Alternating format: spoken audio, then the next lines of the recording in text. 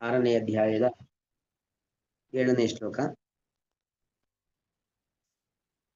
ಜಿತಾತ್ಮನ ಪ್ರಶಾಂತಸ್ಯ ಪರಮಾತ್ಮ ಸಮಾಹಿತಃ ಶೀತೋಷ್ಣ ಸುಖ ದುಃಖೇಷು ತಥಾ ಮಾನಾಪಮಾನಯೋಃ. ಜಿತಾತ್ಮನಃ ಪ್ರಶಾಂತಸ್ಯ ಪರಮಾತ್ಮ ಸಮಾಹಿತಃ ಶೀತೋಷ್ಣ ಸುಖ ದುಃಖೇಷು ತಥಾ ಮಾನಾಪಮಾನಯೋಃ.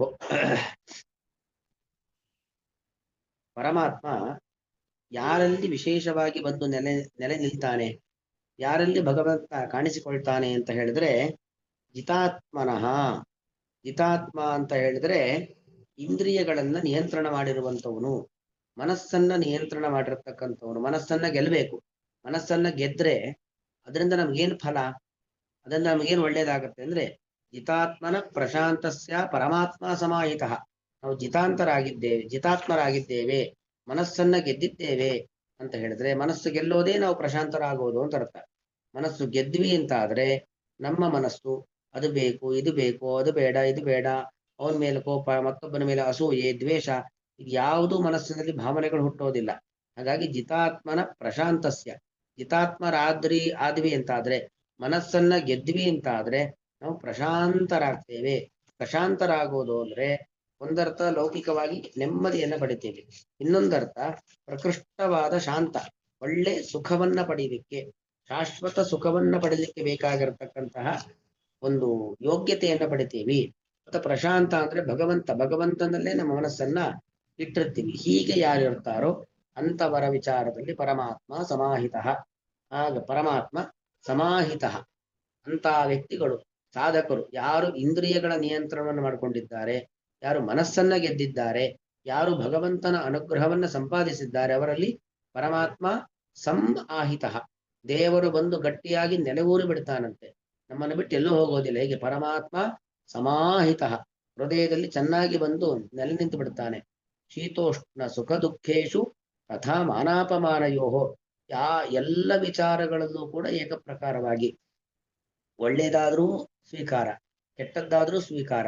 ಒಳ್ಳೇದು ಬೇಕು ಅಂತ ಬಯಕೆನೂ ಇಲ್ಲ, ಕೆಟ್ಟದ್ ಬೇಡ ಅಂತ ತಿರಸ್ಕಾರನೂ ಇಲ್ಲ. ಈ ಭಾವನೆ ಯಾರಿಗಿದೆಯೋ ಅಂಥವನಲ್ಲಿ ಪರಮಾತ್ಮ ಸಮಾಹಿತಃ. ಶೀತ ಉಷ್ಣ ಸುಖ ದುಃಖೇಶು. ಶೀತ ವಿಪರೀತವಾಗಿರ್ತಕ್ಕಂಥ ತಂಪಾಗತ್ತೆ, ಉಷ್ಣ ವಿಪರೀತವಾಗಿರ್ತಕ್ಕಂಥ ಹೀಟ್ ಆಗತ್ತೆ. ಇನ್ನು ಕೆಲವೊಂದು ನಮಗೆ ಅಂದುಕೊಂಡಂತೆ ಆದಾಗ ಸುಖ ಆಗತ್ತೆ, ನಾವು ಅಂದುಕೊಂಡದ್ದಕ್ಕಿಂತ ಬೇರೆ ರೀತಿಯಲ್ಲಿ ಆದಾಗ ದುಃಖ ಆಗತ್ತೆ. ಎಲ್ಲಾ ಸಂದರ್ಭಗಳಲ್ಲೂ, ಶೀತದ ಸಂದರ್ಭ, ಉಷ್ಣದ ಸಂದರ್ಭ, ಸುಖದ ಸಂದರ್ಭ, ದುಃಖದ ಸಂದರ್ಭ, ಅಥವಾ ಮಾನಾಪಮಾನಯೋಹ, ಕೆಲವೊಮ್ಮೆ ನಮಗೆ ಸನ್ಮಾನ ಆಗತ್ತೆ, ಕೆಲವೊಮ್ಮೆ ನಮಗೆ ಅವಮಾನ ಆಗತ್ತೆ.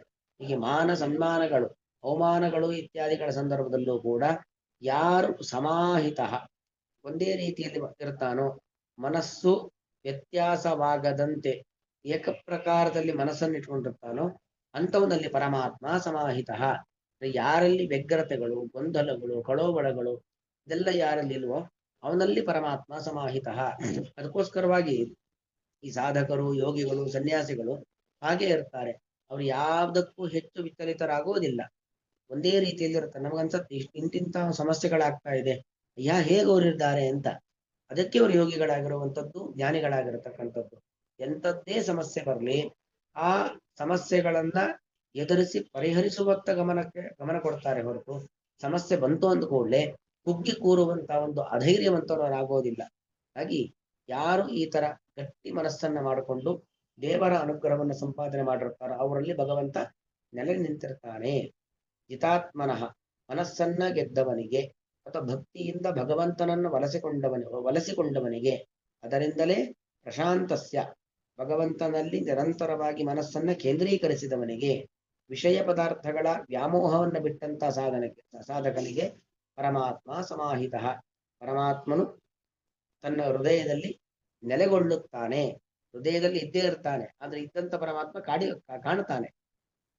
ಇಂತಹ ವ್ಯಕ್ತಿಯು ಶೀತೋಷ್ಣ ಸುಖ ದುಃಖೇಶು, ಅತಿಯಾದ ತಂಪು, ಅತಿಯಾದ ಉಷ್ಣ, ಅತಿಯಾದ ಸುಖ, ಅತಿಯಾದ ದುಃಖ, ಈ ಎಲ್ಲಾ ವಿಚಾರಗಳಲ್ಲೂ ತಥಾ ಹಾಗೆಯೇ ಮಾನ ಅಪಮಾನಯೋಹ, ಮಾನ ಅಂದ್ರೆ ಸಮ್ಮಾನ, ಅಪಮಾನ ಅಂದ್ರೆ ತಿರಸ್ಕಾರ, ಈ ವಿಚಾರಗಳಲ್ಲಿ ಅವನು ಏಕಪ್ರಕಾರದಲ್ಲಿ ಇರ್ತಾನೆ. ಇದಕ್ಕೆ ಕ್ರಿಯಾಪದ ಮುಂದಿನ ಶ್ಲೋಕದಲ್ಲಿ ಬರುತ್ತೆ. ಅಂದ್ರೆ ಅವನು ಯುಕ್ತ ಇತ್ಯುಚ್ಯತೆ ಯೋಗಿ, ಸಮಲೋಷ್ಟಾಶ್ಮಕಾಂಚನಃ ಅಂತ. ಯಾರು ಯೋಗಿ, ಯಾರು ಸಾಧಕ, ಯಾರು ಅಪರೋಕ್ಷ ಜ್ಞಾನವನ್ನು ಪಡೆದವನು ಅಂದ್ರೆ ಯಾರು ಈ ಭಾವನೆಯನ್ನು ಇರ್ತಾನೆ, ಹೀಗಿರ್ತಾನೆ.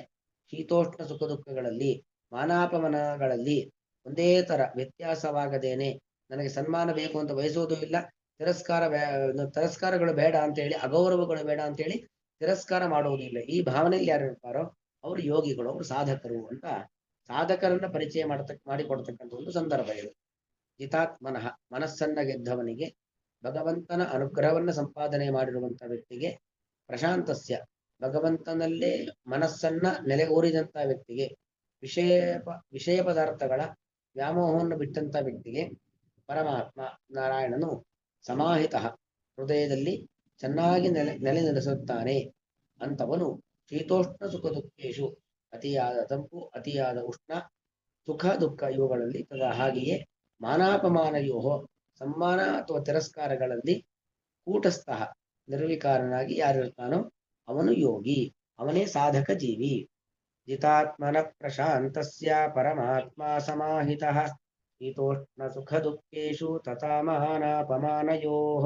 ಶ್ರೀಕೃಷ್ಣಾರ್ಪಣಮಸ್ತು.